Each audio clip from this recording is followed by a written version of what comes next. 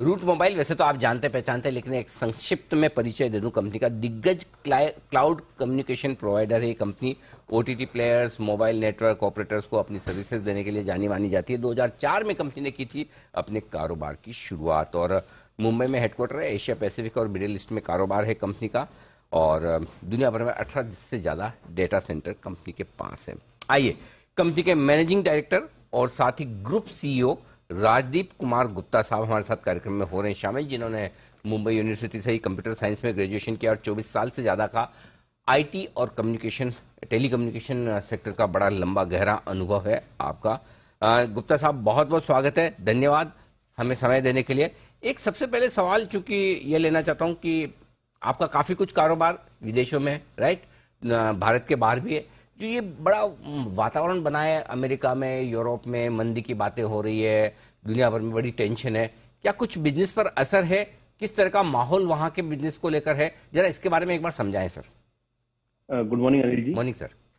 अ, अनिल जी, अगर आप देखो कि डिजिटल अडॉप्शन सारी दुनिया में जो है वो बढ़ते ही जा रहा है, और हमारा जो पूरा बिजनेस मॉडल है, जितना अडॉप्शन रेशियो बढ़ते जाएगा उतना नंबर ऑफ ट्रांजैक्शन बढ़ता है। और ओवरऑल हमारी जहाँ भी सब्सिडरीज है और जहाँ हमारी कंपनियां हैं, आई थिंक हमारा जो वॉल्यूम है वो दिन ब दिन बढ़ते ही जा रहा है।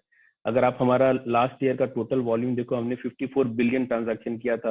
अगर कंपेयर करो लास्ट क्वार्टर का, तो लास्ट क्वार्टर हमने 24 बिलियन अचीव किया था, और हमारा टारगेट इस साल है कि लगभग 100 बिलियन ट्रांजैक्शन हम करेंगे। तो हम कहीं भी हमें कोई भी ग्रोथ वाइज कोई इम्पैक्ट नहीं दिख रहा है। इनफैक्ट अगर आप नोट करो कि इंडिया जैसे कंट्री में जो माइक्रो ट्रांजैक्शन है, अभी लोगों का जो कस्टमर बिहेवियर है, आप अगर नोट करो तो 10 रुपया भी डिजिटल वॉलेट के थ्रू पेमेंट लोग कर रहे हैं, चाहे वो गूगल पे हो चाहे वो पेटीएम हो।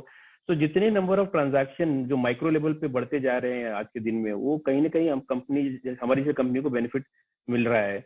और डिजिटल जो डिजिटल नेटिव एप्लीकेशन है या डिजिटल का अडॉप्शन रेशियो जिस तरह बढ़ रहा है, हमको हमें तो ऐसा लग रहा है कि हमारा जो वॉल्यूम इस क्वार्टर भी है, और इनफैक्ट हमने जो गाइडेंस दिया था मार्केट को कि अराउंड 40% हम अचीव करेंगे ग्रोथ, वो हमने रिवाइज करके 50% किया था। But based on last 2 quarter में जो हमारा रन रेट है, हमें लगता है कि हम 50% प्लस ओवर अचीव करेंगे।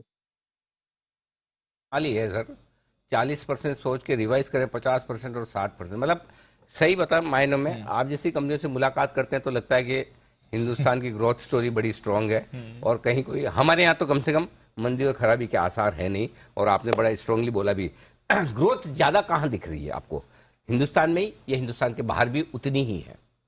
हिंदुस्तान के बाहर भी उतनी है, अगर क्योंकि डिजिटल अडॉप्शन जो है all across globe post Covid जो हुआ है, तो हमारे सारी लैटिन अमेरिका एक बड़ा मार्केट हमारे लिए डेवलप हो रहा है। रिसेंटली हमने मेक्सिको, पेरू, चिली और इक्वाडोर में अपनी सेल्स टीम को बिल्ड किया है। वहां पे हमें काफी अच्छा ग्रोथ मिल रहा है। यूरोप में हमारी ट्रैफिक ग्रोथ हो रहा है। मिडिल ईस्ट जैसे सऊदी अरेबिया में रिसेंटली हमारी ऑफिस सेटअप हुई है, वहाँ पे कुवैत में हमें काफी अच्छा रिस्पॉन्स मिल रहा है। तो कंबाइन अगर हम ओवरऑल ग्रुप लेवल पे करें तो ओवरऑल ग्रोथ रूट मोबाइल का काफी ब्रिलियंट है, और हम इसको कैरी फॉरवर्ड करते रहेंगे। ने ना 2 सवाल में सब कुछ बता दिया, और सब कुछ इतना मजबूती से बताया। अब मैं सोचूं और क्या सवाल पूछा जाए। आपने बायबैक भी कर लिया, कैश जनरेशन भी आपकी जबरदस्त है, लगभग रेवेन्यू ग्रोथ का गाइडेंस आपने मजबूत दे दिया, रिजल्ट्स आपके तगड़े आए।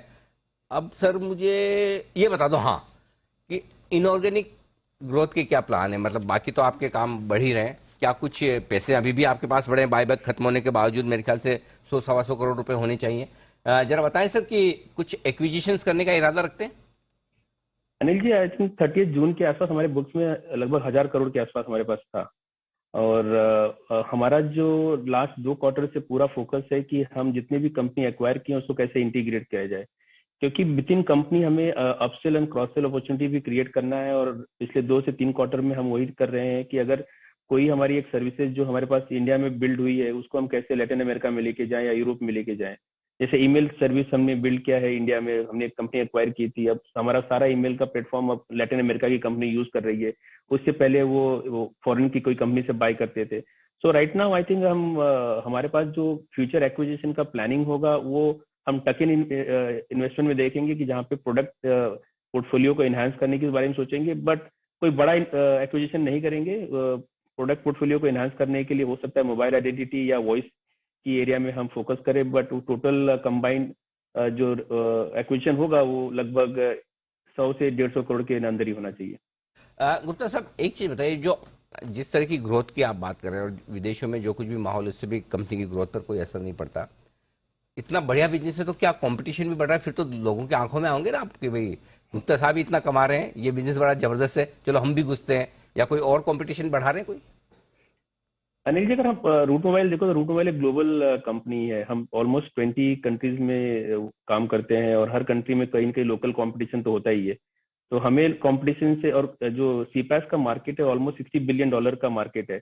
तो अगर मुझे तो अपॉर्चुनिटी हर मार्केट में दिखती है, तो मुझे तो कंपटीशन से कुछ लेना देना नहीं है। मैं तो हमेशा अपने लोगों से कहता हूँ कि we compete with our self every day.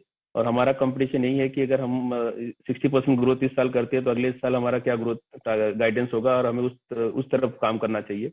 तो आई थिंक कंपटीशन का हमें कोई इम्पैक्ट है ही नहीं है, और हर कंट्री में हम जाएंगे तो कोई ना कोई लोकल कंपटीशन हमें मिलेगा ही। लोकल के अलावा हमें ग्लोबल कंपटीशन भी, जैसे टूलियो है, सिंच है, वोनाज है, वो कंपटीशन हमें हर मार्केट में है। But I think we are well placed. जैसे अफ्रीका हो गया, एशिया हो गया, मिडिल ईस्ट हो गया, लैटिन अमेरिका हो गया, हमारे यहाँ पे ऑपरेटर कनेक्टिविटी रिलेशनशिप काफी स्ट्रांग है, और आई थिंक उसको हम काफी कैरी फॉरवर्ड करते हैं।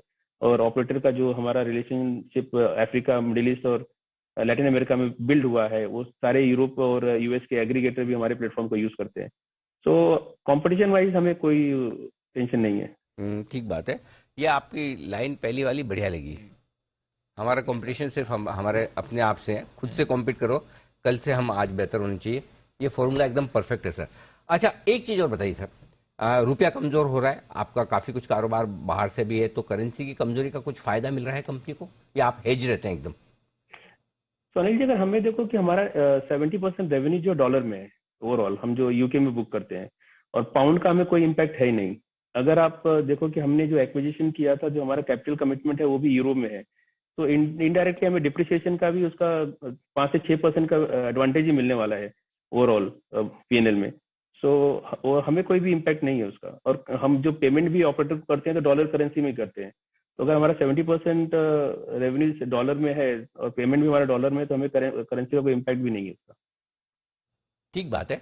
तो ये आपके लिए बढ़िया पूरा का पूरा एक्शन, मजबूत गाइडेंस और शानदार परफॉर्मेंस अब तक कंपनी की रही। गुप्ता साहब, बहुत बहुत धन्यवाद समय देने के लिए, कंपनी की योजनाओं पर और आगे के गाइडेंस पे बातचीत करने के लिए।